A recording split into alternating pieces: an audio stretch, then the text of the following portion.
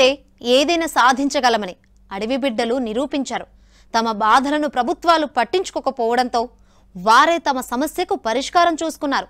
ఇంజనీర్లు సైతం ఆశ్చర్యపోయేలా వాగుపై వంతెన నిర్మించుకున్నారు. సిమెంట్, స్టీల్ వాడకుండా అడవిలో లభ్యమయ్యే కర్రలు, ఆకులతో అద్భుతం సృష్టించారు.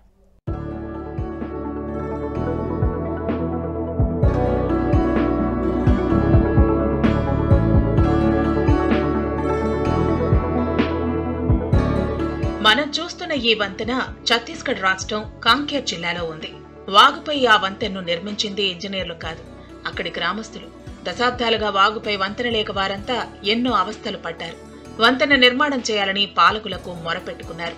ప్రభుత్వాలు, పాలకులు మారుతున్నా వంతెన నిర్మాణం మాత్రం జరగలేదు. దాంతో ప్రభుత్వంపై ఆశలు వదులుకున్నారు.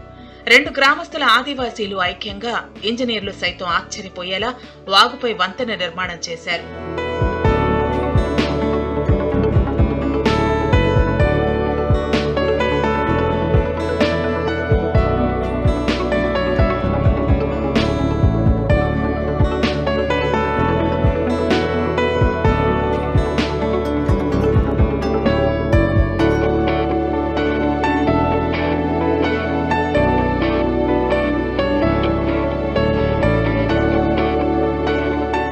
పర్వి, ఖడ్క గ్రామాల మధ్య మంఘర్రా వాగు ఉంటుంది.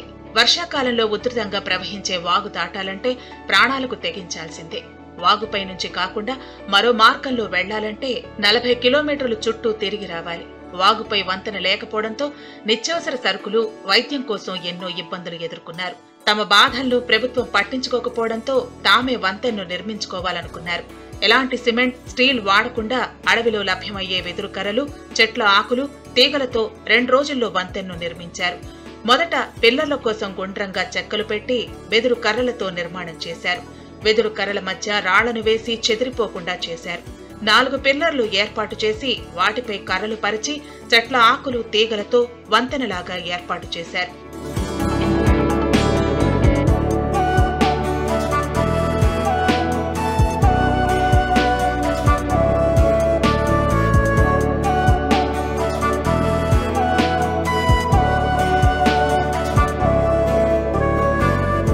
కేవలం మనుషులు మాత్రమే నడిచేలాగా కాకుండా బైక్లు కూడా వెళ్లేంత దృఢంగా వంతెన నిర్మాణం చేపట్టారు.